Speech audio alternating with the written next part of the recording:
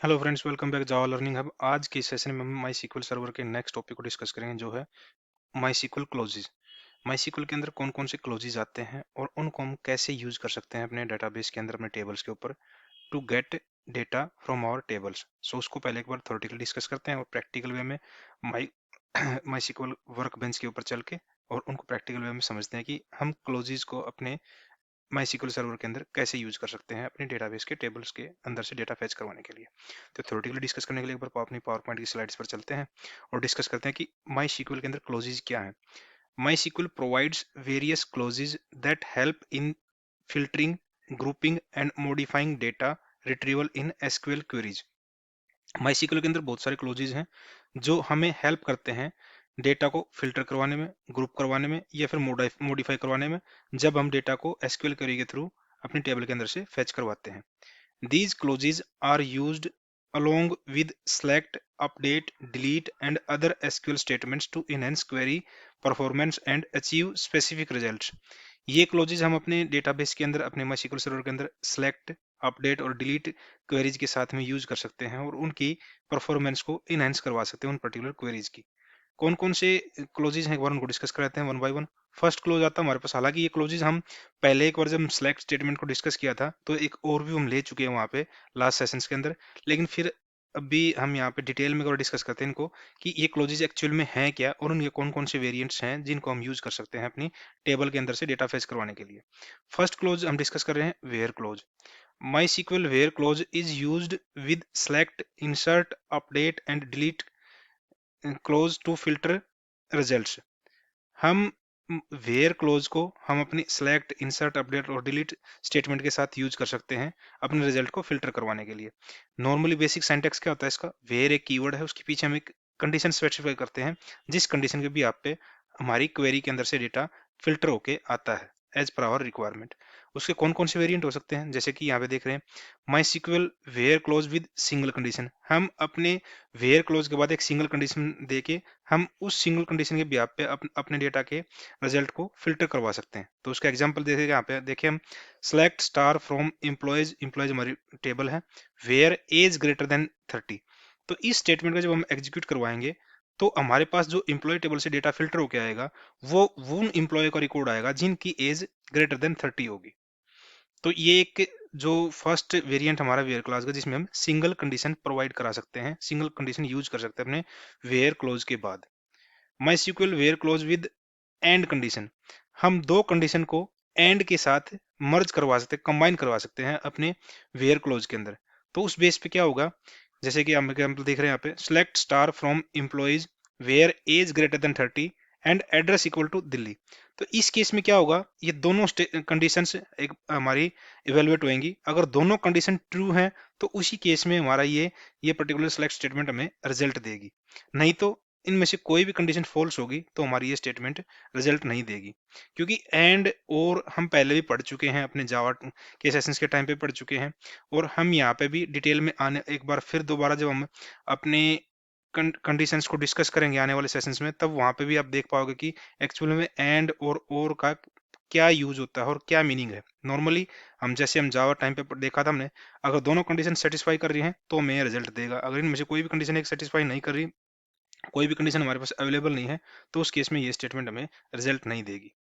My sequel where clause with और condition, select star from employees where age greater than 30 और address equal to Delhi. इस case में क्या होगा कि अगर कोई भी एक कंडीशन हमारी ट्रू होगी तो उस केस में ये स्टेटमेंट हमें रिजल्ट दे देगी। अगर दोनों कंडीशन ट्रू होंगी तो बेटर है ही, हमें रिजल्ट मिलेगा मिलेगा, लेकिन इनमें से कोई भी एक कंडीशन सेटिस्फाई होती है तो उस केस में उस पर्टिकुलर एम्प्लॉय का रिकॉर्ड हमें फैच होके ये कंडीशन हमें हमें आउटपुट के रूप में देगी।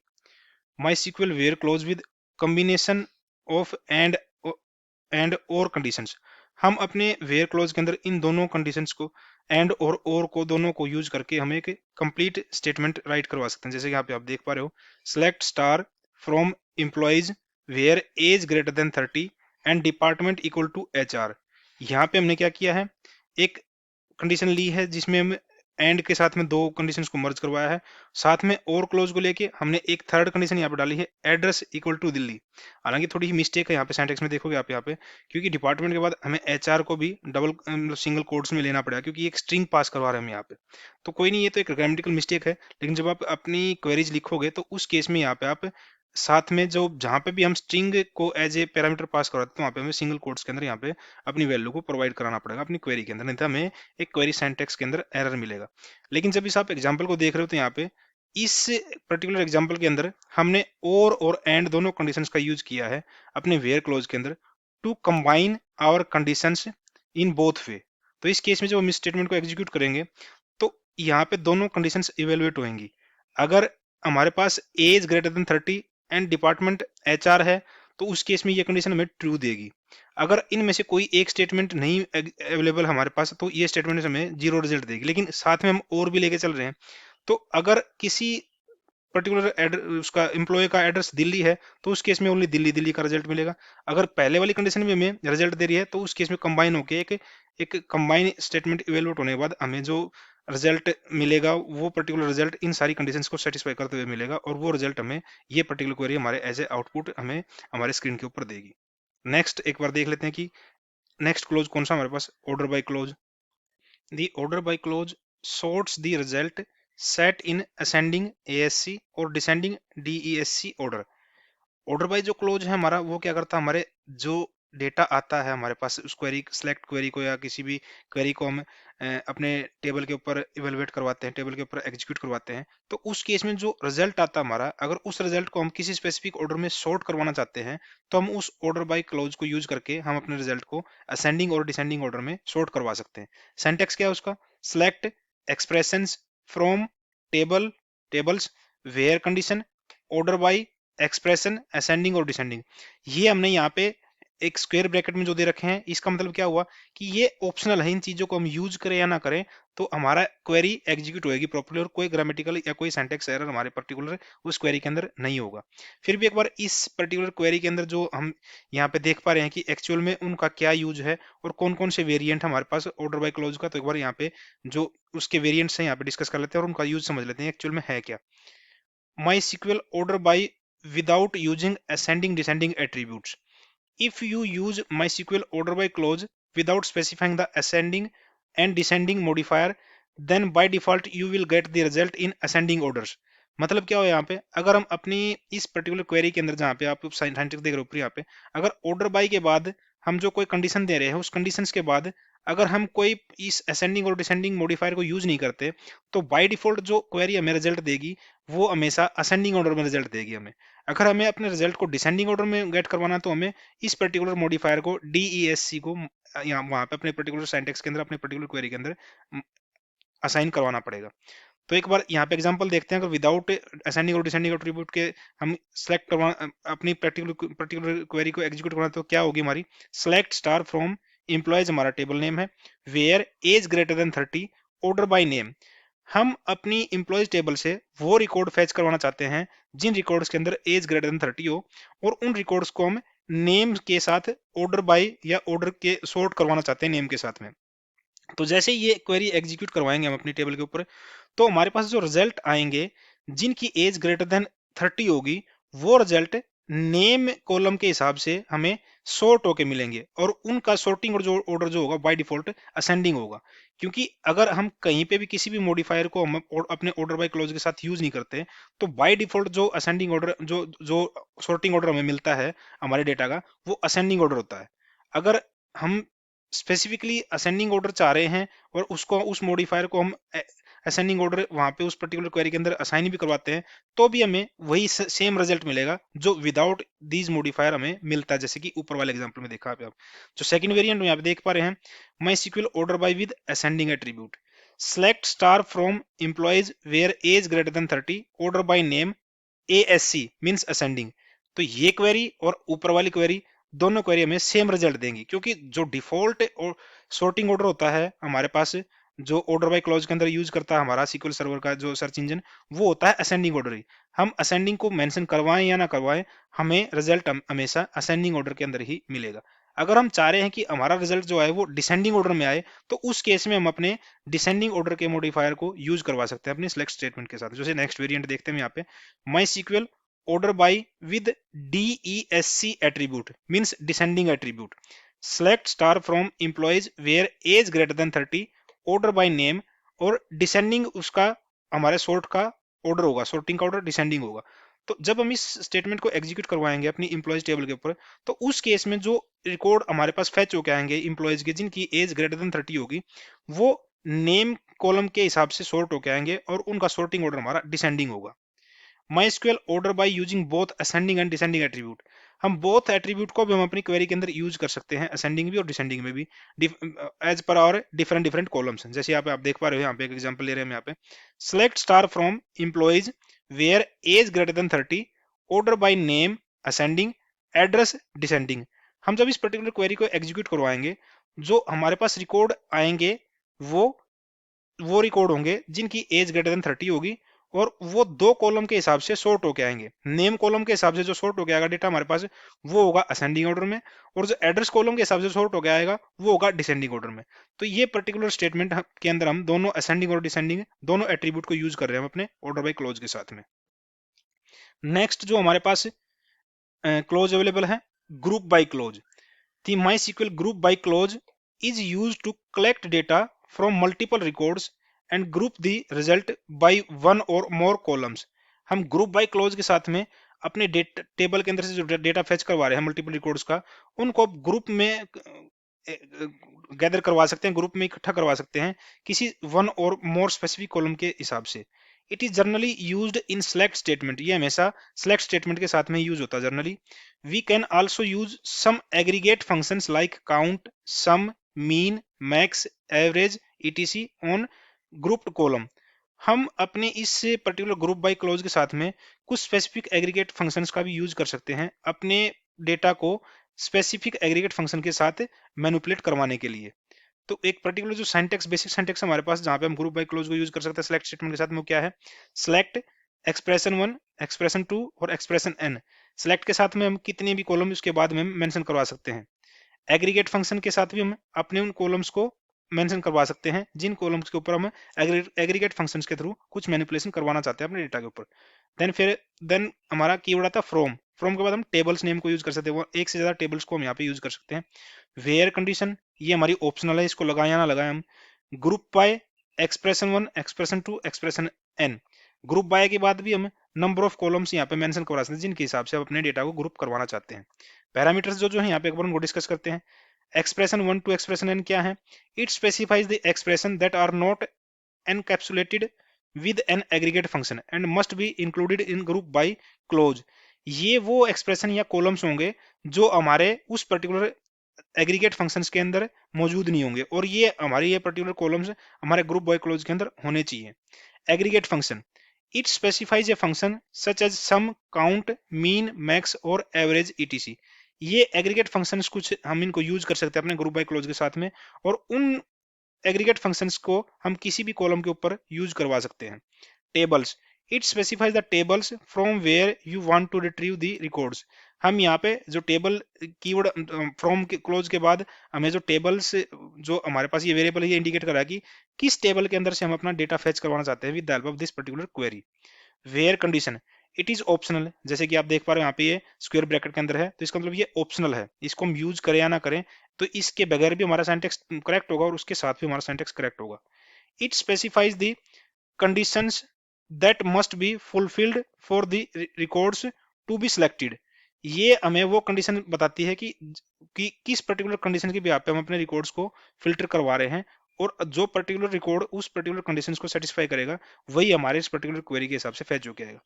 ग्रुप बाय हमने जैसे डिस्कस किया, ग्रुप बाय क्लोज का नेम हमारा, उसके बाद जिस कॉलम के हिसाब से हम अपने रिजल्ट को ग्रुप करवाना चाहते हैं उस कॉलम्स के नेम यहाँ पे कॉमा सेपरेट दे सकते हैं हम यहाँ पे। वेरिएंट कौन कौन से इसके ग्रुप बाय के? MySQL group by clause with count function. हम अपने माई ग्रुप बाय क्लोज के साथ अपने काउंट एग्रीगेट फंक्शन को भी यूज कर सकते हैं। जैसे कि हम यहाँ पे एग्जांपल देख पा रहे हो, select name count star from employ group by name. हम अपनी एम्प्लॉय टेबल के अंदर से नेम का डेटा फेच, नेम कॉलम के अंदर से डेटा फेच करवा सकते हैं और उसको नेम के हिसाब से ग्रुप बाई करवा सकते हैं। अगर मल्टीपल इंप्लॉयज के सेम नेम होंगे तो वो एक ग्रुप में काउंट होंगे, और काउंट स्टार जो हमें क्या देगा यहाँ पे, ये हमें उन पर्टिकुलर इंप्लॉयज का काउंट बताएगा कि उस पर्टिकुलर ग्रुप के अंदर कितने रिकॉर्ड हमारे यहाँ, कितने नेम या कितने इंप्लॉयज हैं उस पर्टिकुलर सेम नेम के अंदर से। Group by MySQL group by clause with sum function, हम अपने ग्रुप बाई के साथ एग्रीगेट सम फंक्शन का भी यूज कर सकते हैं। जैसे आप एग्जांपल देख पा रहे हो यहाँ पे, select name comma some working hours as total working hours from employees group by name, हम अपनी एम्प्लॉयज टेबल के अंदर से उन एम्प्लॉयज का नेम फैच करवा रहे हैं, और नेम कॉलम से एम्प्लॉयज का नेम फैच करवा रहे हैं और उनको ग्रुप पे ग्रुप करवा रहे हैं नेम के साथ में। और साथ के साथ में हम वहां पे एक कंडीशन और लेके आ रहे हैं यहाँ पे कि हम एम्प्लॉयज के वर्किंग आवर्स गेट करवा रहे हैं, total working hours as a column यहाँ पे ले रहे हैं, यहाँ पे सम करवा रहे हैं उन वर्किंग आवर्स का।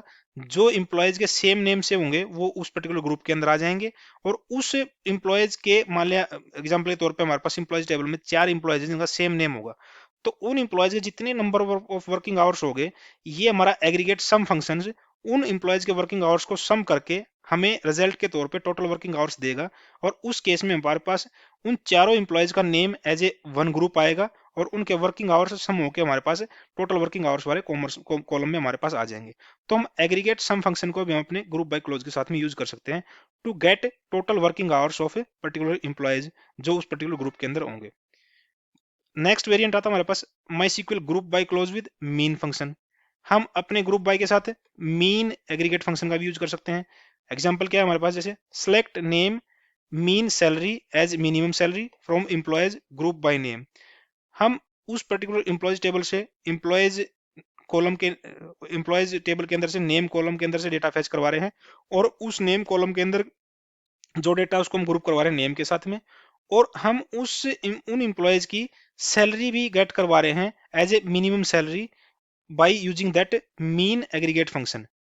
तो इस पर्टिकुलर कमांड को, इस पर्टिकुलर स्टेटमेंट को जब हम एग्जीक्यूट करवाएंगे तो ये स्टेटमेंट हमें इंप्लॉयज के नेम देगी जो नेम कॉलम के हिसाब से ग्रुप होके हमारे पास आएंगे, और उन इंप्लॉयज के अंदर जो मिनिमम सैलरी होगी ग्रुप के अंदर, जैसे एग्जांपल हमने ऊपर लिया था कि 4 इंप्लॉयज हैं जिनका नेम सेम है, तो उन चारों इंप्लॉयज में से जिसकी सबसे मिनिमम सैलरी होगी उसी की सैलरी को यहाँ पे इस पर्टिकुलर मिनिमम सैलरी कॉलम के अंदर आउटपुट के रूप में यहाँ पे ये क्वेरी देगी। ऐसे ही हम मैक्स एग्रीगेट फंक्शन का यूज कर सकते हैं अपने ग्रुप बाय क्लोज के साथ में। मैक्स केस में क्या होगा, हम यहाँ पे सेम एग्जांपल को लेके चल रहे हैं, यहाँ पे हम क्या करवा रहे हैं, एम्प्लॉयज की मैक्सिमम सैलरी गेट करवा रहे हैं with the help of that max aggregate function. इस केस में जब हम इस पर्टिकुलर क्वेरी को एग्जीक्यूट करवाएंगे तो एम्प्लॉयज टेबल के अंदर से हमारे नेम कॉलम के अंदर जितने भी एम्प्लॉयज होंगे उनका नेम आएगा ग्रुप होके नेम के हिसाब से, और उन पर्टिकुलर ग्रुप के अंदर एम्प्लॉय की मैक्सिमम सैलरी होगी जो उन एम्प्लॉयज में से, वो मैक्सिमम सैलरी वहां पे मैक्सिमम सैलरी कॉलम के अंदर यहाँ पे आउटपुट के रूप में हमारे पास एज ए मैक्सिमम सैलरी हमें एज एन आउटपुट मिलेगी। हम अपने एग्रीगेट एवरेज फंक्शन को भी अपने ग्रुप बाय क्लोज के साथ में यूज कर सकते हैं, same as mean and max. इन सब को हम एग्रीगेट फंक्शंस के यूज को ग्रुप बाय क्लोज के साथ में, जब हम माई एसक्यूएल के वर्क बेंच के ऊपर हम अपने क्लोजेज का एक प्रैक्टिकल वे में डिस्कशन करें तो उनको समझेंगे कि इन एग्रीगेट फंक्शंस को हम ग्रुप बाय के अंदर कैसे यूज कर सकते हैं। तो नेक्स्ट क्लोज को एक बार डिस्कस करते हैं यहाँ पे कि क्या है। नेक्स्ट क्लोज आता है हमारे पास having clause. The having clause filters record after the group by operation unlike where which works before grouping, हम वेयर क्लॉज को यूज अपने ग्रुप बाय क्लोज के साथ ही कर सकते हैं, और ग्रुप बाय क्लोज के बाद ही हम वेयर क्लॉज का यूज कर सकते हैं, और ये वही रिकॉर्ड्स को फिल्टर करने के काम आता है जैसे कि हमारा वेयर क्लोज करता है। बस फर्क क्या है हमारे पास, वेयर क्लोज हम ग्रुप बायर से पहले यूज कर सकते हैं, और हैविंग क्लोज को हम ग्रुप बाय क्लोज के बाद यूज कर सकते हैं। It always returns the row where condition is true, अगर हमारे पास हैविंग क्लॉज के अंदर जो हम कंडीशन स्पेसिफाई करवाएंगे अगर वो कंडीशन ट्रू होगी तो ही उस केस में हमें ये रिजल्ट रिटर्न करेगा। सिंटैक्स क्या है हमारे पास, select expression 1 expression 2 expression n aggregate functions from table where condition group by expression 1 expression 2 expression n, और हैविंग के बाद भी हम स्पेसिफिक कंडीशन यहाँ पे मेंशन करवा सकते हैं। जैसे कि आप इस पर्टिकुलर सिंटैक्स के अंदर देख रहे हो, वेयर क्लॉज को हमने स्क्वायर ब्रैकेट के अंदर रखा हुआ है, यानी कि ये ऑप्शनल है, इसको हम यूज करें या ना करें तो इसके बगैर भी हमारा सिंटैक्स प्रॉपरली काम करेगा। हैविंग कंडीशन क्या है हमारे पास, क्योंकि बाकी सारे जितने भी पैरामीटर्स हम उसको उनको पहले ही डिस्कस कर चुके हैं, उनका मीनिंग क्या है, लेकिन यहाँ पे हैविंग कंडीशन क्या है, it is use to restrict the group of return rows. इसका मतलब क्या हुआ कि हम जब इस पर्टिकुलर स्टेटमेंट को हैविंग क्लोज के साथ में एग्जीक्यूट करवाएंगे, तो वो हैविंग क्लोज के अंदर जो कंडीशन होगी वो हमारे रिजल्ट को रिस्ट्रिक्ट करेगी, और उस रिजल्ट में से जो पर्टिकुलर रिजल्ट उस हैविंग क्लॉज के अंदर जो कंडीशन उसको सेटिस्फाई करेगा, वही रो हमारे एज एन आउटपुट रिटर्न होगी। It shows only those groups in result set whose condition are true. जैसे मैंने अभी डिस्कस किया, जो पर्टिकुलर रिजल्ट फैच होके आएगा और जो ग्रुप बाई क्लोज के साथ में जो ग्रुप होके आएंगे, जो हमारे पास रिजल्ट जो ग्रुप्स आएंगे, उन ग्रुप्स के अंदर जो ग्रुप्स उस हैविंग क्लोज के अंदर जो कंडीशन हम मेंशन करवाएंगे, जो उस कंडीशन को सेटिस्फाई करेंगे, वही ग्रुप हमारे एज एन आउटपुट हमारे पास फैच होके आएंगे। एग्जाम्पल क्या है यहाँ पे, having clause with sum function. हम यहाँ पे क्या कर रहे हैं, हैविंग ग्रुप बाई के साथ हैविंग क्लोज यूज कर रहे हैं और सम एग्रीगेट फंक्शन को यूज कर रहे हैं। Select name sum working hour as total working hour from employees group by name having sum working hours greater than 5। इस पर्टिकुलर क्वेरी को जब हम अपनी एम्प्लॉयज टेबल के ऊपर एग्जीक्यूट करवाएंगे, तो हमारे पास जो रिजल्ट फैच होके आएगा, एम्प्लॉयज टेबल के अंदर से नेम कॉलम के अंदर जितने भी एम्प्लॉयज होंगे वो नेम के हिसाब से ग्रुप बाय होके हमारे पास आएंगे, और उनके जो टोटल वर्किंग आवर्स होंगे उन एम्प्लॉयज के जिनके सेम नेम होंगे, उनके टोटल वर्किंग आवर्स हमारे इस टोटल वर्किंग आवर्स वाले कॉलम में हमारे पास एज एन आउटपुट आएंगे। लेकिन साथ में वो इंप्लॉयज आएंगे, वो इंप्लॉयज के ग्रुप हमारे पास एज एन आउटपुट आएंगे जिनके वर्किंग आवर्स ग्रेटर देन 5 होंगे, जो इस पर्टिकुलर हैविंग क्लोज वाली कंडीशंस को सेटिस्फाई करेंगे, वही ग्रुप हमारे पास एज एन आउटपुट हमारे पास इस पर्टिकुलर क्वेरी को एग्जीक्यूट करने के बाद आएंगे। नेक्स्ट एक बार देखते हैं क्या कौन सा क्लोज हमारे पास, distinct clause. MySQL distinct clause is used to remove duplicate records from the table and fetch only the unique records। अगर हमारे पास टेबल के अंदर कुछ डुप्लीकेट डेटा है और हम हमारी बिजनेस रिक्वायरमेंट ये है कि हमें ओनली डिस्टिंक्ट रिजल्ट्स ही चाहिए हमारे उस पर्टिकुलर टेबल के अंदर से, या कुछ या तो सारे के सारे रिकॉर्ड यूनिक हो, या उस पर्टिकुलर टेबल के अंदर से कुछ स्पेसिफिक कॉलम के अंदर जो डेटा है वो ओनली यूनिक डेटा में मिले, तो उस केस में हम डिस्टिंक्ट क्लोज का यूज कर सकते हैं हम अपने सेलेक्ट स्टेटमेंट के साथ में। The distinct close is only used with select statement, जैसे हमने भी डिस्कस किया, ये distinct close only select statement के साथ यूज हो सकता है। सिंटैक्स क्या होगा उसका बेसिक, सेलेक्ट डिस्टिंक्ट ये हमारा कीवर्ड होगा, एक्सप्रेशन मींस हमारा कॉलम नेम जिस कॉलम के अंदर से हम डेटा फेच करवा रहे हैं, फ्रॉम टेबल्स किन टेबल से हम डेटा फेच करवा रहे हैं, वेयर कंडीशंस, वेयर कंडीशन हमारी ऑप्शनल है, इसको लगाएं या ना लगाएं इसके बगैर में हमारा सिंटैक्स काम कर जाएगा। इसके वेरिएंट कौन कौन से हैं हमारे पास, MySQL distinct clause with single expression। If you use a single expression, then the MySQL distinct clause will return a single field with unique records, no duplicate records।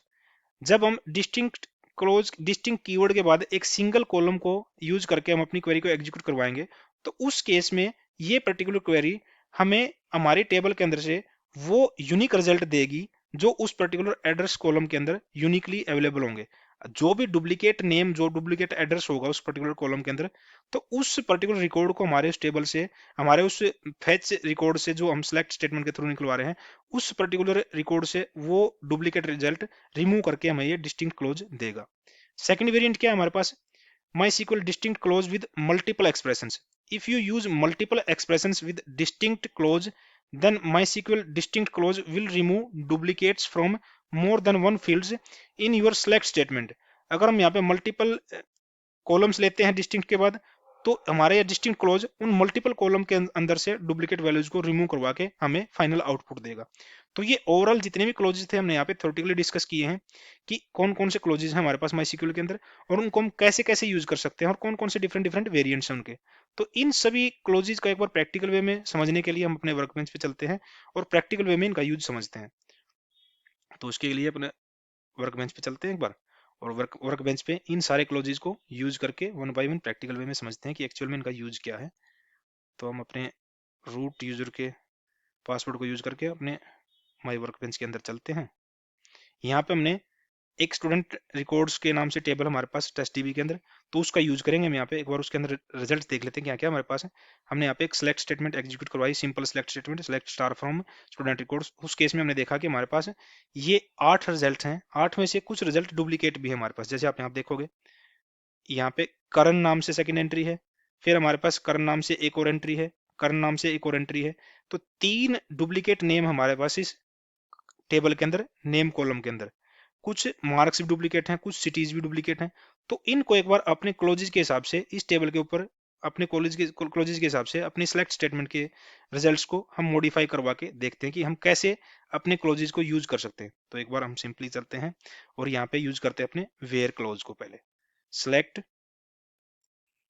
Star from student records where. Where हम पहले भी use कर चुके हैं, simple है। Where हम कोई भी एक कॉलम लिखते हैं, वेयर एज ग्रेटर देन 30। ये हमने एक सिंपल स्टेटमेंट ली है कि हमें स्टूडेंट रिकॉर्ड की टेबल के अंदर से सारे रिकॉर्ड फैच करवाने हैं जहां पे एज ग्रेटर देन 30 होगी। इस पर स्टेटमेंट को एग्जीक्यूट करवा के देखते हैं। ये हमारे पास 8 में से ये 5 रोज आई हैं, 5 स्टूडेंट्स के रिकॉर्ड आए हैं जिनकी एज ग्रेटर देन 30 है।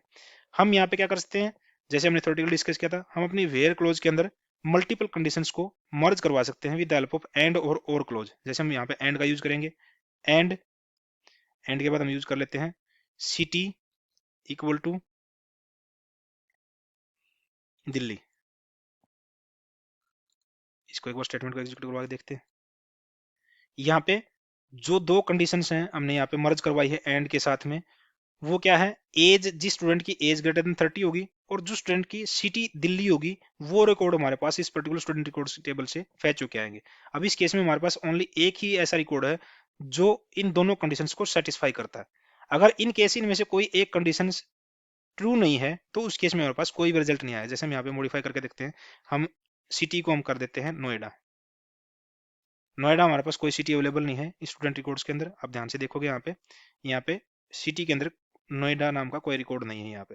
तो इस वजह से क्या होगा, सिटी वाली जो कंडीशंस होगी हमारी, वो हमें फॉल्स रिजल्ट देगी। तो उस केस में क्या होगा, जब हम इन दोनों कंडीशंस को एंड के साथ इवेलुएट कराएंगे तो एक ट्रू रिजल्ट दे रही है, हमें एक फॉल्स रिजल्ट दे रही है, तो उस केस में ओवरऑल जो फाइनल रिजल्ट हमारे पास इवेलुएट होकर आएगा वो फॉल्स आएगा। फॉल्स आएगा तो हमारे पास इस क्वेरी के थ्रू कोई रिजल्ट हमें नहीं मिलेगा, यहाँ पे कोई रिजल्ट नहीं आया। अगर इस केस में यहीं पे मैं अगर इसको और करवा देता हूं, और के साथ रिप्लेस करवाता हूं मैं, तो उस केस में क्या होगा कि इसमें से अगर एक भी कंडीशन ट्रू हो रही होगी और जो हमें रिजल्ट दे रही होगी, तो उसी कंडीशन के भी आप पे हमें रिजल्ट मिलेगा। अगर दोनों सेटिस्फाई है तो दी बेटर है, अगर उनमें से एक भी सेटिस्फाई है तो हमें रिजल्ट मिलेगा। जैसे अब केस में देखेंगे हम यहाँ पे हमारे पास, अब इस केस में ओनली जो फर्स्ट वाली कंडीशन है वो सेटिस्फाइड हो रही है हमारे पास, क्योंकि कुछ इंप्लॉयज के रिकॉर्ड हैं जिनकी एज ग्रेटर देन 30 है, लेकिन किसी भी रिकॉर्ड की सिटी नोएडा नहीं है, लेकिन फिर भी हमारे पास रिजल्ट आया। क्यों?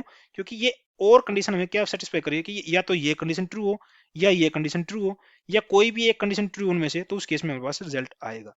तो ये वेयर क्लोज के एक वेरिएंट थे जो हमने डिस्कस किए हैं कि वेयर क्लोज के अंदर हम कैसे अपने डेटा को फिल्टर करवा सकते हैं अपने टेबल के अंदर से। हमारे पास सेकंड जो क्लोज हमने डिस्कस किया था, वो क्लोज था हमारे पास ग्रुप बाय क्लोज था, या ऑर्डर बाय क्लोज था हमारे पास। और ऑर्डर बाय क्लोज को हम कैसे डिस्कस कर सकते हैं कि हम अपने टेबल के अंदर के डेटा को हम अपने किसी भी पर्टिकुलर कॉलम के हिसाब से सॉर्ट करवा सकते हैं। जैसे कि मैं यहाँ पे देखें, यहाँ पे करते हैं वेयर क्लोज, हम यूज करें या ना करें वो हमारे पास ऑप्शनल है, करें तो भी बेटर है, ना करें तो भी बेटर है। विदाउट वेयर देखते हैं यहाँ पे क्या है, ग्रुप बाय हम ले लेते हैं यहाँ पे नेम।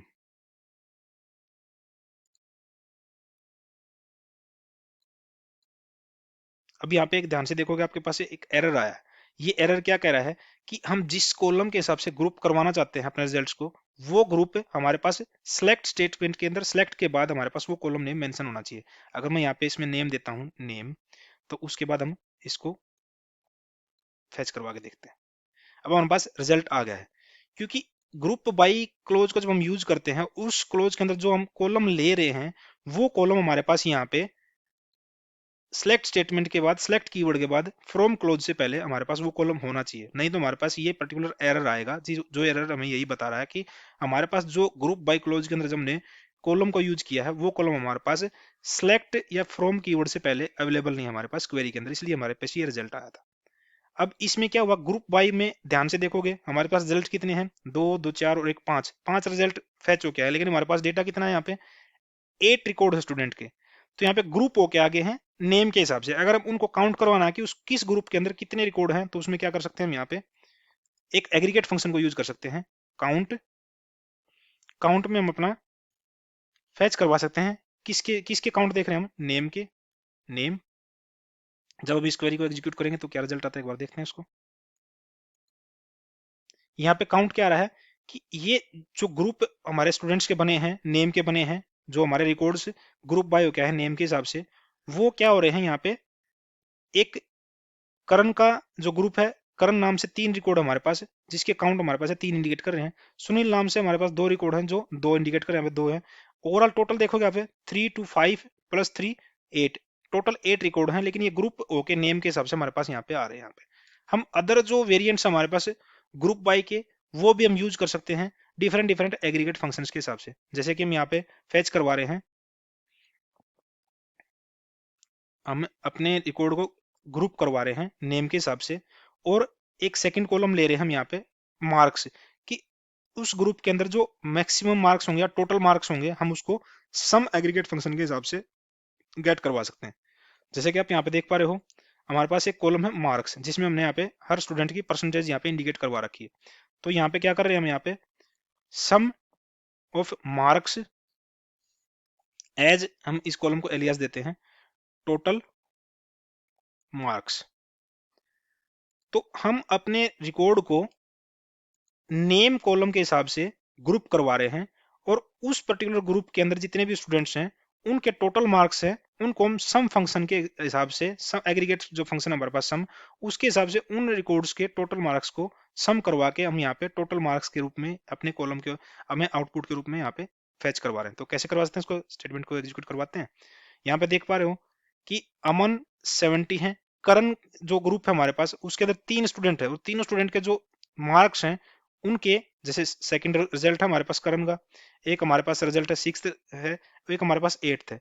इन तीनों रिकॉर्ड्स के जो मार्क्स हैं, वो एग्रीगेट सम फंक्शन के हिसाब से टोटल होके हमारे पास यहाँ पे काउंट होके आ गया। ऐसे सुनील के अंदर जो 2 रिकॉर्ड हैं, उन दोनों के मार्क्स एग्रीगेट सम फंक्शन के हिसाब से हमारे पास यहाँ पे आ गए। हम क्या कर सकते हैं डिफरेंट और भी, जैसे कि हमारे पास एग्रीगेट फंक्शन हैं जो हम ग्रुप बाय क्लोज के साथ यूज कर सकते हैं, वो क्या है, जैसे कि हम यहाँ पे ले लें मीन मार्क्स, और यहाँ पे देते हैं हमें minimum marks.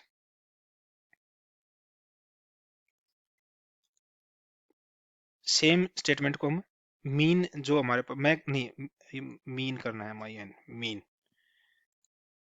Mean aggregate function के साथ, एग्रीगेट फंक्शन के साथ यूज करवाते हैं। तो एक बार देखते हैं यहाँ पे आप देख पा रहे हो, यहाँ पे करण के अंदर 55 है और सुनील के अंदर 30 है।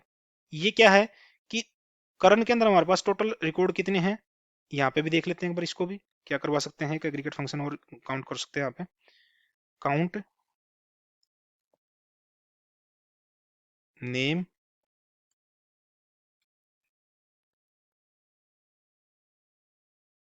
और इसको दे सकते हैं एज नंबर्स ऑफ रिकॉर्ड्स, इतना ही ले लेते हैं यहाँ पे।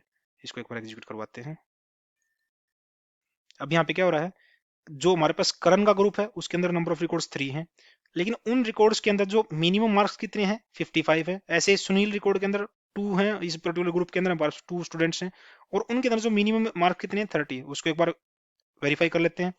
यहाँ पे जो करण है, सेकंड रिकॉर्ड के मार्क्स कितने हैं 55, इसके हैं 55, दोनों के 55 है। थर्ड के कितने हमारे पास 78 है, तो इनमें से मिनिमम कितना है 55। ऐसे ही सुनील के एक रिकॉर्ड के पास 30 है, एक सुनील जो रिकॉर्ड है उसके पास 70 है, तो इनमें से मिनिमम कितना है 30। तो यहाँ पे जो मिनिमम रिकॉर्ड मार्क्स हैं स्टूडेंट्स के, वही उसी के हिसाब से हमारे पास रिकॉर्ड यहाँ पे फिल्टर होके आए हैं। हम यहाँ पे मिनिमम की बजाय मैक्सिमम भी गेट करवा सकते हैं। तो यहाँ पे उसके हिसाब से मैक्सिमम, जो हमारे पास मैक्सिमम मार्क्स होंगे उस ग्रुप के अंदर पर्टिकुलर स्टूडेंट के, तो वो हमारे पास मैक्सिमम आएंगे यहाँ पे। तो इसको भी एग्जीक्यूट करवा लेते हैं। अब यहाँ पे देख रहे हो हमारा रिजल्ट चेंज हो गया है, करण के अंदर 78 आ गया है, सुनील के अंदर 70 आ गया। क्यों, अब ये मैक्सिमम मार्क्स फेच करवा रहे हैं यहाँ पे। तो मैक्सिमम हमारे पास करण के अंदर कितना 78 है, ऐसे ही सुनील के 2 रिकॉर्ड हैं, उनमें से मैक्सिमम कितना है 70 है। ये हमारे पास मैक्सिमम वाला यूज हो के आ गया। यहाँ पे एवरेज भी निकलवा सकते हैं हम, यहाँ पे कैसे, एवीजी, एवरेज हमारा कीवर्ड है। तो एवरेज मार्क्स का भी यहाँ पे क्या होगा, जो तीनों रिकॉर्ड हैं हमारे पास, करण के अंदर 3 रिकॉर्ड हैं, तो उन तीनों रिकॉर्ड्स के जो मार्क्स हैं उनका एवरेज यहाँ पे एवरेज कैलकुलेटर क्या आएगा हमारे पास, कैसे आएगा, एक बार देख लेते हैं इसको। ये करण के अंदर 3 रिकॉर्ड के जो टोटल मार्क्स थे उनकी एवरेज निकल के आई यहाँ पे। तो वैसे तो हर स्टूडेंट की एवरेज निकल के आई यहाँ पे मार्क्स की, लेकिन करण ग्रुप के अंदर 3 थे, सुनील ग्रुप के अंदर 2 थे, तो इनके यहाँ पे टोटल मार्क्स थे जो उनकी एवरेज यहाँ पे इस एवरेज एग्रीगेट फंक्शन के हिसाब से आई है हमारे पास यहाँ पे। तो ये ऑर्डर बाय जो क्लोज था हमारा, उसके जो डिफरेंट डिफरेंट वेरिएंट थे जिनको हम अपने एग्रीगेट फंक्शंस के साथ यूज कर सकते हैं, हम उनको भी यहाँ पे प्रैक्टिकल वे में यूज करके देख चुके हैं। नेक्स्ट जो हमारे पास क्लोज आता हमारे पास हुआ था, ये हमारा ग्रुप बाय था। नेक्स्ट आता है हमारे पास ऑर्डर बाय। हम ग्रुप बाय हैविंग का भी यूज कर सकते हैं, हालांकि हमने यहाँ पे सोचा था पहले कि उसको हम ऑर्डर बाय करके देखेंगे, लेकिन ये ग्रुप बाय है। ग्रुप बाय के साथ हम क्या कर सकते हैं, कंडीशन और डाल सकते हैं, हैविंग कंडीशन।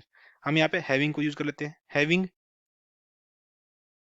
यहाँ पे ले लेते हैं एज ग्रेटर देन 28 ले लेते हैं। 28 एज, जिसकी जिस स्टूडेंट की एज 28 से ज्यादा हो वही यहाँ पे इस पर्टिकुलर कंडीशंस को सेटिस्फाई करेंगे और उन्हीं के रिकॉर्ड यहाँ पे आएंगे। अब यहाँ पे देख रहे हैं हम यहाँ पे एज तकरीबन सभी की है, तो हम 28 की बजाय हम 30 ले लेते हैं यहाँ पे, ताकि हमारे रिजल्ट और नैरो हो के आए हमारे पास। तो एक बार 30 लेते हैं यहाँ पे और दोबारा एग्जीक्यूट करवाते हैं। अननोन कॉलम एज, एक्चुअली यहाँ पे हमने ये जो एज लिया है हमारे पास इस पर्टिकुलर ग्रुप बाई के अंदर नहीं है यहाँ पे, तो हम यहाँ पे इसको या तो ग्रुप बाई के अंदर डाल लेंगे। हम यहाँ पे ले लेते हैं ग्रुप बाई। एक सेकंड गाइज, हम यहाँ पे अपने एज कॉलम को भी ले लेते हैं यहाँ पे।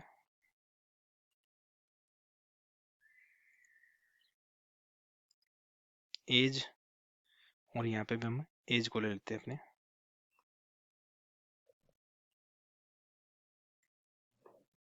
एक बार स्टेटमेंट को एग्जीक्यूट करवा के देखते हैं। अब ये क्या होगा, हमारे पास एज भी यहाँ पे आ गई है और एज के हिसाब से हमने अपने उसको रिकॉर्ड को ग्रुप बाय नेम और एज के हिसाब से ग्रुप करवाया है। और उसके हिसाब से देखें तो और एक कंडीशन और डाल दी हमने हैविंग क्लोज के अंदर, जो एम्प्लॉय जिसकी एज ग्रेटर देन 30 होगी वही एम्प्लॉय यहाँ पे हमारे पास इन पर्टिकुलर ग्रुप्स के अंदर आएगा। अब ध्यान से देखो कि यहाँ पे हमारे पास ग्रुप्स नैरो हो गए हैं। जैसे करंट ग्रुप के अंदर पहले हमारे पास नंबर ऑफ रिकॉर्ड्स कितने थे, 3 थे, अब वो 1 रह गए हैं, क्योंकि हैविंग क्लोज के अंदर जो हमने कंडीशन लगाई कि जिसकी एज ग्रेटर देन 30 हो वही रिकॉर्ड आएंगे। अब यहाँ पे ध्यान से देखोगे हमारे पास जो 2 रिकॉर्ड थे हमारे पास करण के, एक की एज थी 29, एक की एज थी 31, और फिर एक की और एज थी 29, यानी ये 2 रिकॉर्ड थे उनकी एज 30 से कम थी, इसलिए वो रिकॉर्ड हमारे पास यहाँ पे इस पर्टिकुलर क्वेरी के अंदर फैच चुके आई नहीं। और उसके हिसाब से हमने अपने एज के हिसाब से भी उनको ग्रुप बाई क्लोज के यूज करके, ग्रुप बाई क्लोज का यूज करके हमने अपने 2 कॉलम का यूज किया यहाँ पे ग्रुप बाई के अंदर, नेम और एज। और हैविंग क्लोज के अंदर भी हमने एक कंडीशंस दी जिसमें जिस इंप्लॉय की एज 30 से ज्यादा होगी वही इंप्लॉय हमारे पास इस पर्टिकुलर क्वेरी के एग्जीक्यूट होने के बाद फैच चुके हमारे पास हमारे आउटपुट के रूप में यहाँ पे हमें दिखाई दे रहा है। तो ऐसे हम अपने इन क्लोजेज को यूज कर सकते हैं अपने डेटा के रिजल्ट्स को फिल्टर करवाने के लिए as per our business requirements. हम ग्रुप बाई को विदाउट हैविंग भी यूज कर सकते हैं, विद हैविंग भी यूज कर सकते हैं, विद वेयर क्लोज भी यूज कर सकते हैं, विदाउट वेयर क्लोज भी यूज कर सकते हैं। तो ग्रुप बाई और हैविंग के जो जितने वेरिएंट्स थे हमने यहाँ पे डिस्कस कर लिए हैं। हम हमारे पास एक और क्लोज है ऑर्डर बाई।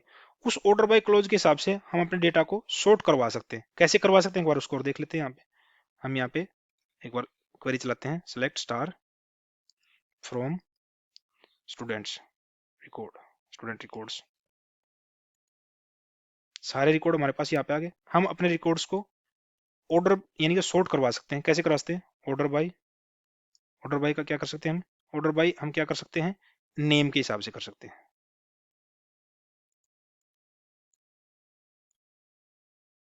हमारे पास जो रिकॉर्ड आया है वो नेम के हिसाब से ऑर्डर हो गया, यानी कि जो पहले अल्फाबेटिकल सॉर्ट हुए हैं, ये पहले ए वाले, फिर एच, फिर के, फिर पी, फिर एस, और फिर हमारे पास ये यहाँ तक के रिकॉर्ड है, तो ये सॉर्ट होके आ गया हमारे पास नेम के हिसाब से। हम इनको बाय डिफॉल्ट जो इनका सॉर्टिंग ऑर्डर है वो असेंडिंग ऑर्डर है। अगर हमें डिसेंडिंग ऑर्डर में सॉर्ट करवाना है इसको, तो हमें क्या करना पड़ेगा, इस ऑर्डर बाय के साथ में हमें अपना वो मॉडिफायर भी यूज करना पड़ेगा। क्या यूज करना पड़ेगा, DESC। जैसे ये मॉडिफायर यूज करेंगे अपने रिजल्ट के साथ में, तो ये रिकॉर्ड हमारे डिसेंडिंग ऑर्डर में हमारे पास सॉर्ट होके आ जाएंगे। अब देख रहे हो यहाँ पे हमारे पास ऑर्डर उल्टा हो गया। जो लास्ट क्लोज बचता है हमारे पास डिस्टिंक्ट क्लोज, उसको एक बार यूज करके देख लेते हैं अपने टेबल के हिसाब से कि हमारे पास डिस्टिंक्ट क्लोज का यूज करने के बाद हमारे पास रिजल्ट क्या आते हैं और क्या फर्क पड़ता है उसका। जैसे कि आप देख पा रहे हो यहाँ पे कि हमारे पास कुछ रिजल्ट्स डुप्लीकेट है यहाँ पे। जैसे आप करण देख रहे हो, करण की एंट्री 3 बार है, सुनील की एंट्री 2 बार है। तो हम अपने डिस्टिंक्ट क्लोज का यूज करके हम अपने नेम कॉलम के अंदर से ओनली यूनिक रिकॉर्ड्स को फैच करवा सकते हैं। कैसे करवा सकते हैं यहाँ पे? Select name, select distinct name from students, student records. जैसे हम इस पर्टिकुलर क्लोज का यूज करें डिस्टिंक्ट का, तो हमारे पास जैसे कि हमारे पास एंट्रीज डुप्लीकेट हैं, हमें ओनली यूनिक एंट्रीज मिलेंगी यहाँ पे, जैसे आप देख पा रहे हो यहाँ पे। अब हमारे पास क्या है, अगर नंबर ऑफ रिकॉर्ड्स भी देखेंगे यहाँ पे हम क्या कर सकते हैं यहाँ पे,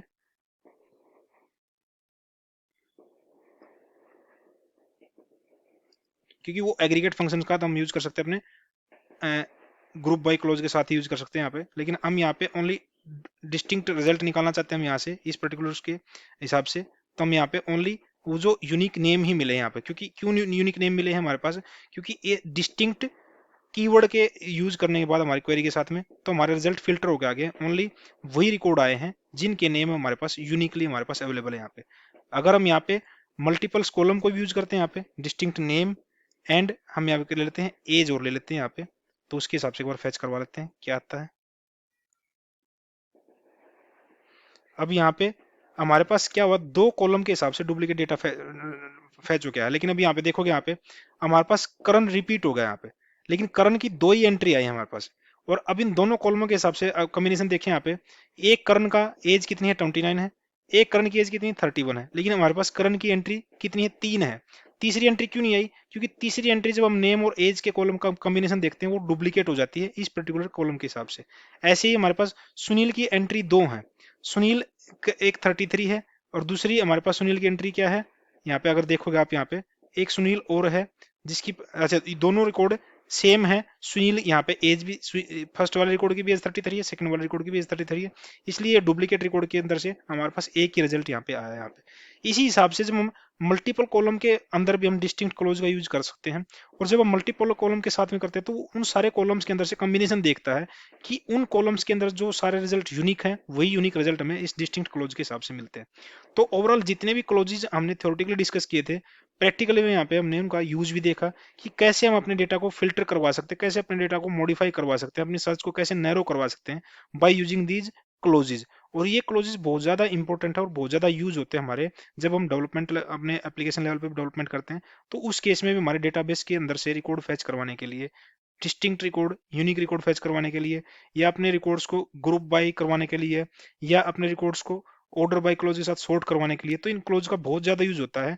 हम आने वाले सेशंस में भी इनका यूज देखते रहेंगे, और जब हम अपने इस जावा जर्नी को प्रोजेक्ट लेवल पे लेके चलेंगे तो उस केस में भी हम इनका रियल यूज समझ पाएंगे कि हमारे प्रोजेक्ट लेवल पे एक्चुअल में ये क्लोजेज कितने इंपॉर्टेंट है और इनको हम कैसे यूज कर सकते हैं।